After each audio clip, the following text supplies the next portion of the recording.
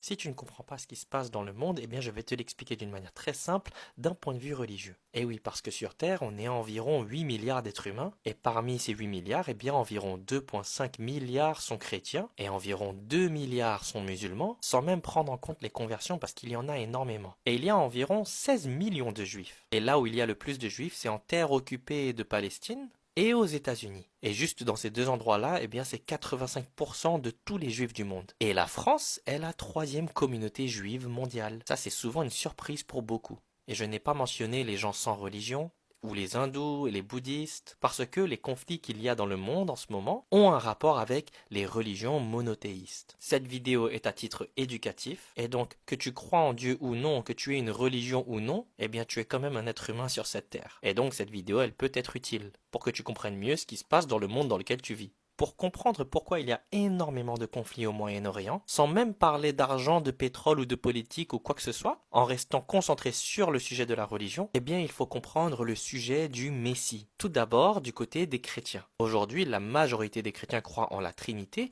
et bien sûr, ils croient en Jésus, paix soit sur lui. Et pour la majorité des chrétiens, eh bien Jésus est Dieu. Et il y a environ 2000 ans, Jésus est né. Et dans le christianisme, Jésus, paix soit sur lui, est également le Messie. Et ils disent Jésus-Christ parce que Christ, ça veut dire le Messie. Le mot Christ vient du grec Christos, qui est lui-même la traduction du mot Mashiach en hébreu, et donc en français, Messie. Et le Messie, c'est celui que Dieu a choisi pour revenir vers la fin des temps, pour combattre le faux Messie, combattre l'antéchrist. Et en islam, il y a cette notion d'antéchrist également, de faux messie, et il s'appelle le Dajjal. Et du coup, ça c'est la partie du christianisme. Ensuite, on a le côté de l'islam, où les musulmans sont également d'accord qu'il y a environ 2000 ans, Jésus est né. Et Jésus, paix soit sur lui, est une figure très respectée en islam. La seule différence, c'est que les musulmans ne croient pas que Jésus est Dieu. En islam, on respecte Jésus, on sait qu'il est un prophète,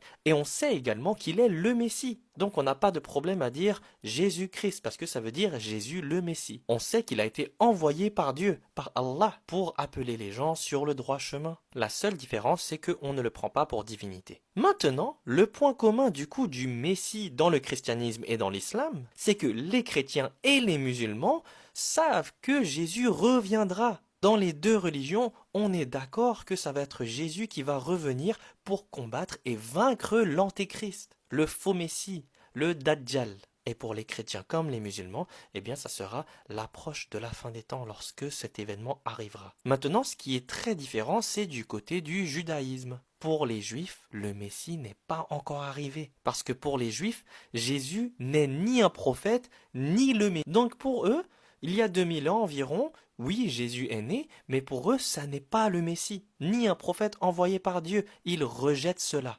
Et dans leur texte rabbinique, le Talmud, qui n'a d'ailleurs rien à voir avec la Torah, eh bien, le Talmud contient à son égard des propos extrêmement sévères. Il calomnie Jésus, il calomnie la mère de Jésus, Marie, qui est en islam et dans le christianisme une femme honorée. Mais pour les juifs qui suivent le Talmud, eh bien c'est tout le contraire. Ils l'insultent, ils se moquent d'elle, ils parlent mal d'elle et de Jésus. Et d'ailleurs dans le Talmud, ils disent que Jésus est en ce moment même en train de nager dans ses propres excréments en enfer. Ce qui est complètement faux, et on rejette cela en islam et dans le christianisme. Mais c'est la croyance des rabbins juifs qui suivent le Talmud.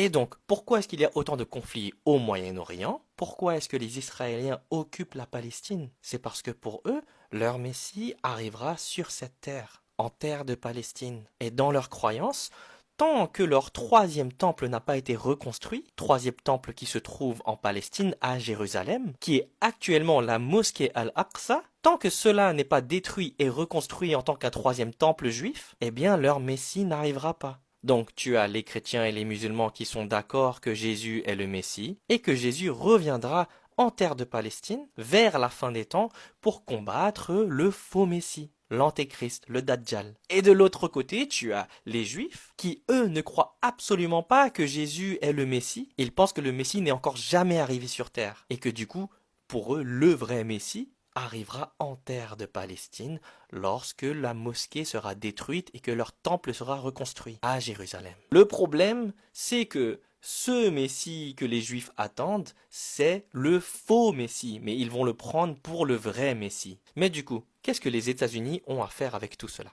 Eh bien, aux États-Unis, il y a une partie des chrétiens qui sont des chrétiens évangéliques sionistes. Et ces gens-là veulent que la fin des temps arrive parce qu'ils veulent le retour du Messie. Ils veulent que Jésus revienne. Sauf que dans leur mauvaise compréhension, ces chrétiens sionistes pensent qu'en aidant les Israéliens à conquérir la Palestine, eh bien ils pensent que ça va leur servir. Ce qui fait que pour les Israéliens, c'est tout bénef. Ils peuvent se servir des chrétiens pour conquérir la Palestine, alors que pendant ce temps, en vérité, ils tuent les chrétiens, détruisent les églises, ils tuent et persécutent les musulmans, et ils persécutent même des juifs, parce qu'il y a des juifs qui sont contre le sionisme. Et c'est pour ça que tout se passe au Moyen-Orient. Et l'argent, le pétrole, tout ça, pour eux, c'est juste un moyen de pouvoir faire toutes ces choses-là, parce que celui qui a l'argent, il peut contrôler les autres politiciens. Et pourquoi est-ce que ce groupe de juifs veulent tant que leur Messie arrive? Eh bien, c'est parce qu'ils veulent établir un royaume mondial, dirigé depuis Jérusalem, avec le peuple juif à sa tête. En fait, ils veulent soumettre toutes les nations du monde à la loi juive, la halacha. Ils veulent être reconnus comme rois et seigneurs par toute l'humanité. Pour eux, dans le Talmud, les goy, les goïm, sont les gens non juifs qui vont servir les juifs. Ils ont une vision de domination universelle. Et c'est pour ça qu'ils ne veulent pas que les chrétiens et les musulmans s'allient. Parce que sur 8 milliards d'êtres humains, chrétiens plus musulmans, on est 4,5 milliards au minimum, donc plus de 50% de la population mondiale. Tandis que les juifs actuellement sont environ 16 millions. C'est pour ça qu'il y a énormément de propagande pour attiser de la haine entre musulmans et chrétiens. Alors qu'en vérité, on est d'accord sur le même point que Jésus est une personne noble, qu'il est un prophète noble, et il est le Messie, et qui reviendra combattre l'Antéchrist, le faux Messie, le Dajjal. La seule chose sur laquelle on n'est pas d'accord, chrétiens et musulmans, c'est sur le fait que Jésus est Dieu pour les chrétiens et Jésus n'est pas Dieu pour les musulmans. Mais du côté des juifs, pour eux, Jésus est une personne ignoble. Il calomnie, il insulte, il se moque et il se moque de sa mère également. Enfin voilà, encore une fois, cette vidéo est à titre éducatif. Que tu veuilles y croire ou non, ça c'est entre toi et toi-même.